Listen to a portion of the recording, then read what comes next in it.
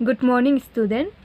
आज हम क्लास 5 की छठी पाठ को पढ़ने वाले हैं, जिसका नाम है चिट्ठी का सफ़र। चिट्ठी का मतलब है लेटर। इस पाठ में हम चिट्ठी के सफ़र का बारे में पढ़ने वाले हैं। तो पहली भाग में लेखक हम लोगों से कुछ प्रश्न पूछते हैं चिट्ठी के बारे में। चलिए देखते हैं क्या क्या प्रश्न पूछते हैं।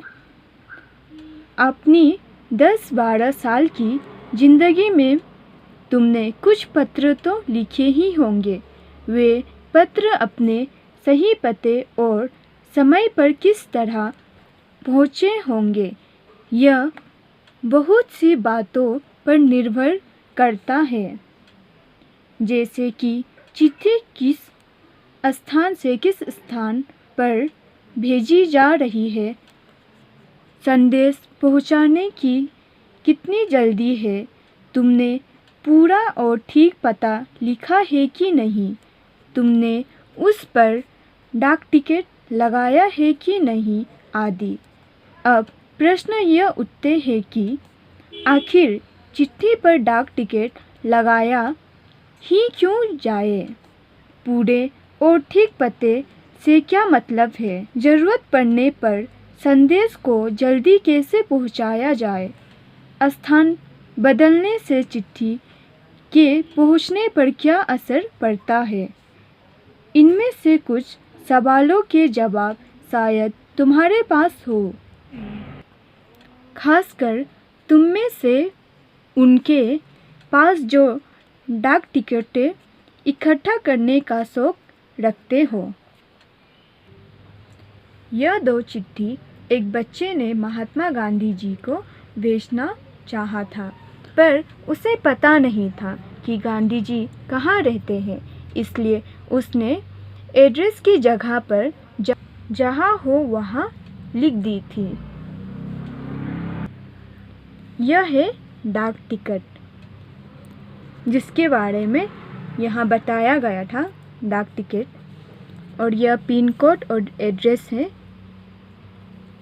यह दोनों पते किस तरह से भिन्न है? भिन्न मतलब है अलग है। गांधी जी को भेजे गए पत्र में पते की जगह पर लिखा है महात्मा गांधी, जहाँ हो वहाँ, वर्धा, जबकि लिफाफे पर इमारत या संस्थान का मतलब है सभा से लेकर शहर तक का नाम लिखा हुआ है। पते में सबसे छोटी भौगोलिक मतलब ज्योग्राफिक इकाई का मतलब है गिनती से शुरू करके बड़ी की ओर बढ़े हैं। छोटी से बड़ी भौगोलिक इकाई का मतलब यह हुआ कि घर के नंबर के बाद गली मोहल्ले का नाम, फिर गांव, कस्बे, शहर के जिस हिस्से में है उसका नाम, फिर गांव या शहर का नाम। शहर के नाम के बाद लिखे अंक को पिन कोड कहते हैं। हर जगह को एक पिन कोड दिया गया है। यह सोचने लायक बात है कि आखिर पिन कोड की ज़रूरत क्या है। हमारे देश में अनेक ऐसे कस्बे, गांव, शहर है जिसके नाम एक जैसे हैं। पते के बाद पिन कोड लिखने से गंतव्य मतलब सही स्थान का पता लगाने में डाक छाँटने वाले कर्मचारियों को मदद मिलती है और पत्र जल्दी बांटे जा सकते हैं। छोटे से बड़ी भौगोलिक इकाई का मतलब क्या होता है कि हम चिट्ठी में सबसे पहले नंबर लिखते हैं, उसके बाद गली या मोहल्ले के नाम, फिर आता है गांव या शहर के नाम के बाद पिन कोड लिखा जाता है। तो पिन कोड का फुल फॉर्म क्या होता है? पोस्टल इंडेक्स नंबर, जो 6 अंकों का होता है और प्रत्येक राज्यों के लिए अलग अलग पिन कोड दिया जाता है। क्योंकि हमारे शहर में सेम तरह के नाम वाले जगह अनेक प्रकार के हैं, इसलिए पिन कोड देने से हमें पत्र छाँटने के लिए सहायता मिलती है और पत्र सही स्थान पर जल्दी पहुंच जाती है। इससे कर्मचारियों को भी अधिक मदद मिलती है। इसलिए चिट्ठी पर हमें पिन कोड लिखना बहुत ज़रूरी है। पिन कोड की शुरुआत 15 अगस्त 1972 को डाक विभाग ने पोस्टल नंबर योजना के नाम से की। तो पिन कोड की शुरुआत कब हुई थी? 15 अगस्त आज़ादी के बाद, 1972। और इस योजना का क्या नाम था? Postal number. जाहिर है कि गांधी जी को मिले इस पत्र पर और उन्हें मिले किसी भी पत्र पर पिन कोड का इस्तेमाल नहीं किया गया था। तो पहले समय में पिन कोड का इस्तेमाल नहीं किया जाता था। फ़र्क सिर्फ पिन कोड का ही नहीं है, समय के साथ डाक सेवाओं में निरंतर बदलाव और विकास होता रहा है। बहुत पुराने समय में कबूतरों के द्वारा संदेश भेजे जाते थे। जब संदेशवाहक कबूतरों की बात हो रही है तो उन इंसानों की बात कैसे ना हो जो ऐसे समय से डाक पहुंचाने का काम करते रहे, जब संचार मतलब फैलना और परिवहन का मतलब है ट्रांसपोर्टेशन के साधन बेहद सीमित थे। बात हो रही है उन हड़कारों की जो पैदल ही आम आदमी तक चिट्ठी पत्री पहुंचाने का काम करते रहे। राजा महाराजाओं के पास घुड़सवार हड़कारे हुआ करते थे। हड़कारों को न सिर्फ हर तरह की जगहों पर पहुंचाना होता था, बल्कि डाक की रक्षा भी करनी होती थी। डाकू, लुटेरे या जंगली जानवरों की चपेट में आने का डर हमेशा बना रहता था। आज भी भारतीय डाक सेवा दुर्गम व पहाड़ी इलाकों तक डाक पहुंचाने के लिए हड़कारों पर निर्भर करती है। जम्मू कश्मीर के लद्दाख खंड में पदम यानी जंस्कार मतलब सफ़ेद तावा जैसी कई जगह हैं जहां हड़कारे डाक पहुंचाते हैं। तो हड़कारों का मतलब है पत्र ले जाने वाला व्यक्ति। संदेशवाहक का मतलब है जो संदेश पहुंचाता है। तो पुराने समय में कबूतरों की सहायता से संदेश पहुंचाया जाता था।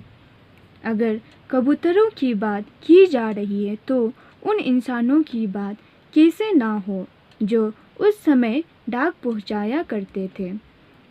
पहले समय तो सड़कें का भी निर्माण अच्छे से नहीं हुआ था। उस समय डाक पहुंचाना कोई आसान काम नहीं था। पुराने समय में जो व्यक्ति डाक पहुंचाते थे उन्हें हड़कार कहते थे। वे पैदल ही आदमियों को चिट्ठी पहुंचाने जाते थे और राजा महाराजाओं के पास जो हड़कार रहते थे उन्हें घुड़सवारी कर डाक पहुंचाने का काम मिलता था। डाक पहुंचाना कोई आसान काम नहीं है। वो समय में हमें डाकू, लुटेरे और जंगली जानवरों से भी बचकर डाक पहुंचाना पड़ता था। अभी भी भारत के कुछ राज्य ऐसे हैं जहां हड़कारे डाक पहुंचाने का काम करते हैं, जैसे जम्मू कश्मीर में कारे ही डाक पहुंचाने का काम करते हैं। आजकल तो संदेश भेजने के नए नए और तेज साधन आसानी से उपलब्ध हो गए हैं। डाक बांटने में हवाई जहाज़, पानी के जहाज़ और जाने कौन कौन से साधन इस्तेमाल किए जा रहे हैं। डाक विभाग भी पत्र, मनी ऑर्डर के साथ साथ ईमेल, बढ़ई काट आदि लोगों तक पहुंचा रहा है। कबूतरों की उड़ान से लेकर हवाई डाक सेवाओं तक का सफ़र दिलचस्प मतलब जोश करने वाला है। यह सोचकर आश्चर्य होता है कि कबूतर जैसा पक्षी संदेशवाहक मतलब संदेश पहुंचाने वाला भी हो सकता है। कबूतर की कई प्रजातियां होती है और यह सभी संदेश लाने ले जाने का काम नहीं कर सकती।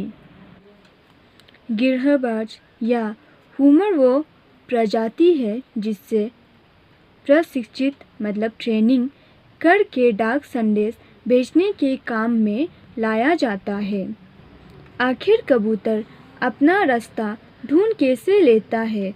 उन प्रवासी पक्षियों के बारे में सोचो और पता करो कि वे कैसे सैकड़ों मील का रास्ता और सही जगह तय कर पाते हैं।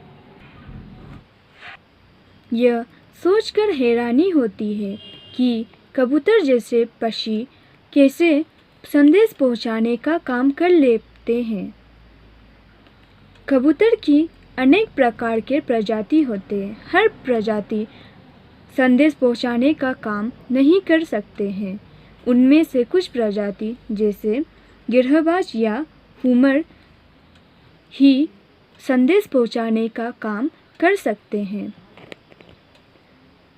आप यह सोचते होंगे कि कबूतर अपना रास्ता कैसे ढूंढ लेते हैं।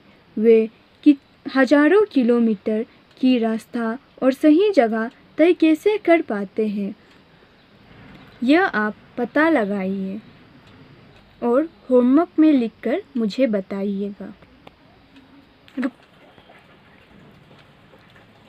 ओडिशा पुलिस खास तौर पर हुमर कबूतरों का इस्तेमाल राज्य के कई दुर्गम इलाकों में संदेश पहुंचाने के लिए कर रही है। कानून व्यवस्था, संकट और अन्य मौकों पर संदेश के लिए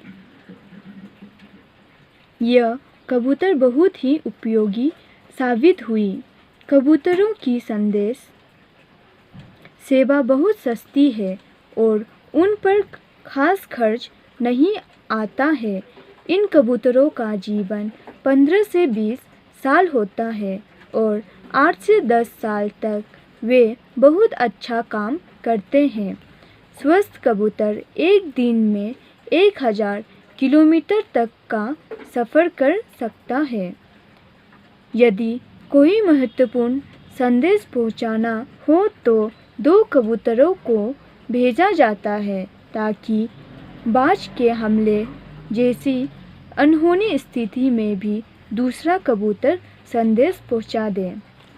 तो यह कबूतर की जीवन कितनी होती है? 15 से 20 साल और वो 8 से 10 साल तक बहुत अच्छा काम कर लेते हैं और उनकी सेवा बहुत ही सस्ती होती है।